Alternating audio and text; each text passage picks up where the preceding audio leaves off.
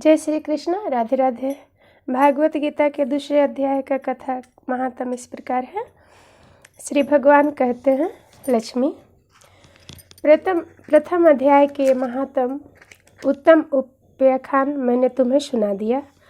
अब अन्य अध्यायों के महात्म श्रवण करो। दक्षिण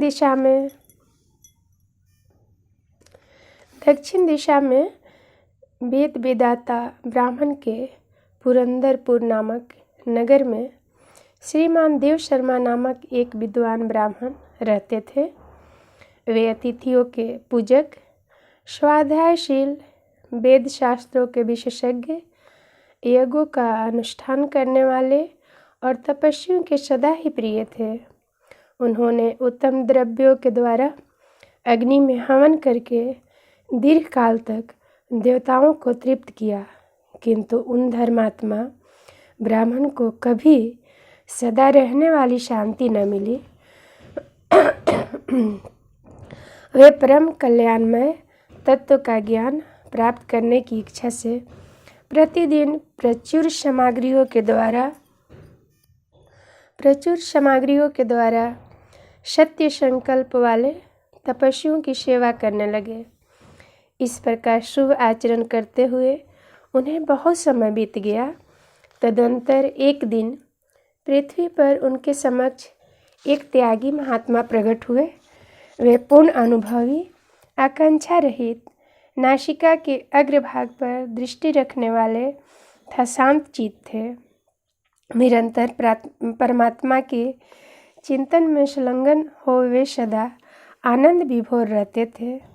देव शर्मा ने उन नित्य संतुष्ट तपस्वी को शुद्ध भाव से प्रणाम किया और पूछा, महात्मन, मुझे शांतिमय स्थिति कैसे प्राप्त होगी? तब उन अनंत आत्मज्ञानी संत ने देव शर्मा को सोमपुर ग्राम के निवासी मित्रवान का, जो बकरियों का चरवाहा था, परिचय दिया और कहा, वही तुम्हें उपदेश देंगे।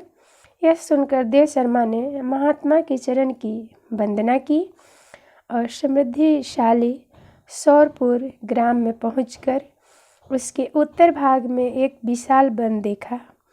उसी वन में नदी के किनारे एक शिला पर मित्रवान बैठा था। उसके नेत्र आनंद तरीके से निश्चल हो रहे थे। वह अपलक दृष्टि से देख रहा था। वह स्थान आसपास का स्वाभाविक बैर छोड़कर एकत्रित हुए परस्पर विरोधी जंतुओं से घिरा था। वहाँ आनंद में मंद मंद वायु चल रही थी। मृगों के झुंड शांत भाव से बैठे थे और मित्रवान दया से भरी हुई आनंदमयी मनमोहनी दृष्टि से पृथ्वी पर मानो अमृत छिड़क रहा था। इस रूप में उसे देखकर देव शर्मा का मन प्रसन्न हो गया। वे उत्सुक होकर बड़ी विनय के साथ मित्रवान के पास गए। मित्रवान ने भी अपने मस्तक को किंचित नवाकर देव शर्मा का सत्कार किया। तदंतर विद्वान देव शर्मा अन्य चित्त से मित्रवान के समीप गए और जब उसके ध्यान का समय समाप्त हो गया, उस समय उन्होंने अपने मन की बात पूछी।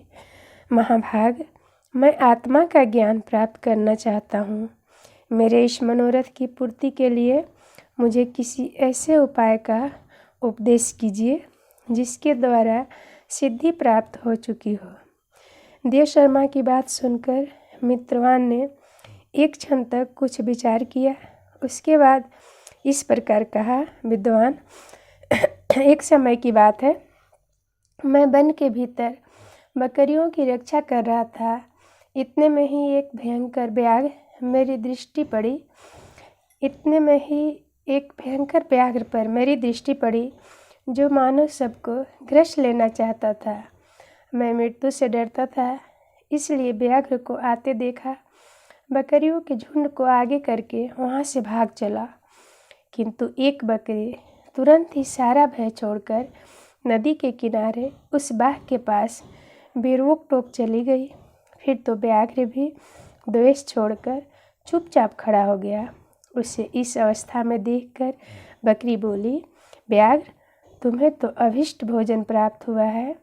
मेरे शरीर से मांस निकालकर प्रेम पूर्वक खाओ ना। तुम इतनी देर से खड़े क्यों हो? तुम्हारे मन में मुझे खाने का विचार क्यों नहीं हो रहा है? व्याघ्र बोला, बकरी, इस स्थान पर आते ही मेरे मन से द्वेष का भाव निकल गया, भूख प्यास भी मिट गई। इसीलिए पास आने पर भी अब मैं तुझे खाना नहीं चाहता है। व्याघ्र को यूँ कहने पर बकरी बोली, न जाने मैं कैसे निर्भय हो गई हूँ, इसमें क्या कारण हो सकता है? यदि तुम जानते हो तो बताओ। यह सुनकर व्याघ्र ने कहा, मैं भी नहीं जानता। चलो सामने खड़े हुए इन महापुरुषों से पूछे। ऐसा निश्चय करके वे दोनों वहाँ से चल दिए। उन दोनों के स्वभाव में यह विचित्र परिवर्तन देखकर मैं बहुत विस्मय में पड़ा था।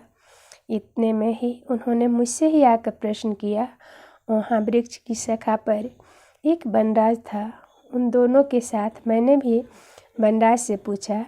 विप्रवर, मेरे पूछने पर वनराज ने आदरपूर्वक कहा, आजापाल, सुनो, इस विषय में तुम्हें प्राचीन वृत्तांत सुनाता हूँ। यह सामने वन के भीतर जो बहुत बड़ा मंदिर है, उसी की ओर देखो। इसमें ब्रह्मा जी का स्थापित किया हुआ एक शिवलिंग है।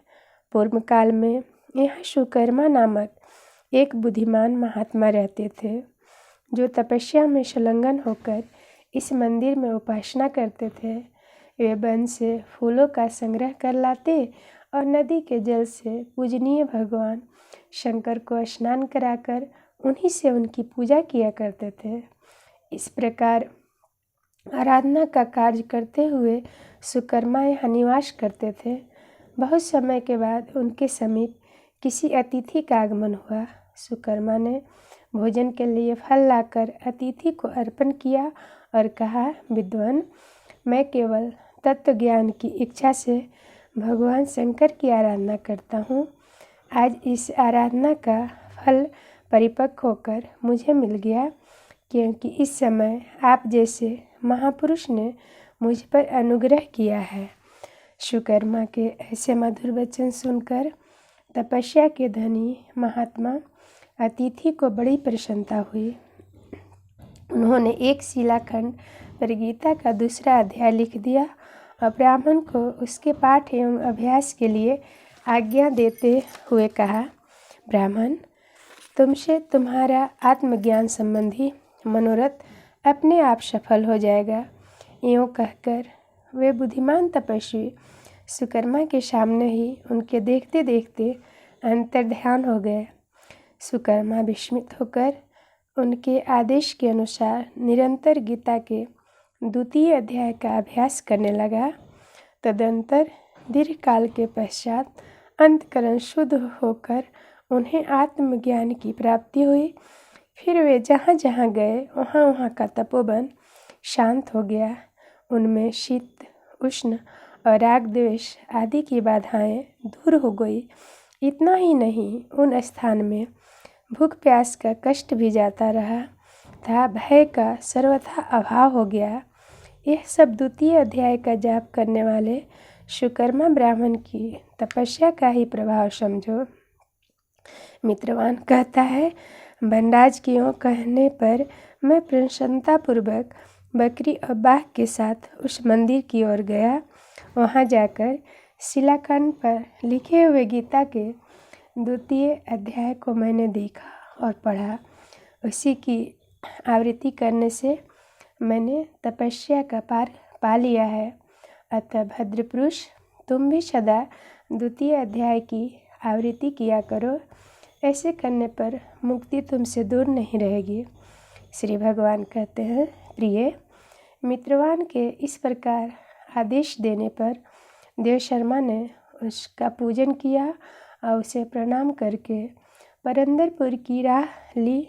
वहाँ किसी देवालय में पूर्वोक्त आत्मज्ञानी महात्मा को पाकर उन्होंने सारा वृत्तांत निवेदन किया और सबसे पहले उन्हीं से द्वितीय अध्याय को पढ़ा। उससे उपदेश पाकर शुद्ध अंतकरण वाले देव शर्मा प्रतिदिन बड़ी श्रद्धा के साथ द्वितीय अध्याय का पाठ करने लगे। तब से उन्होंने अनवद्य प्रशंसा के योग परम पद को प्राप्त कर लिया। लक्ष्मी यह द्वितीय अध्याय का उपज्ञान कहा गया है। बोलिए जय श्री कृष्ण। मेरो गिनियो न अपराध लाडली श्री राधे, मेरो गिनियो न अपराध लाडली श्री राधे। माना कि मैं पतित बड़ा हूँ, तपित पावन तेरो नाम लाडली श्री राधे। मेरो गिनियो न अपराध लाडली श्री राधे। माना कि मैं पतित बड़ा हूँ, तपित पावन तेरो नाम लाडली श्री राधे। जय श्री कृष्ण। राधे राधे। अगहन का महीना बहुत ही पूजनीय महीना है। जैसे कार्तिक का महीना है, इसी प्रकार अगहन का भी महीना है। इस महीने में आंवला का बहुत ज़्यादा महत्व रहता है। आंवला का पूजन करें, परिक्रमा करें, आंवला का सेवन भी करें, खाएं भी। कृष्ण भगवान के लिए भागवत गीता का पाठ पढ़ें या सुने। सुनना उत्तम होता है, ज़रूर सुने। जब समय मिले उसी समय सुन लिया करें, पर भागवत गीता का अध्याय जरूर सुनना चाहिए। जय श्री कृष्ण। राधे राधे।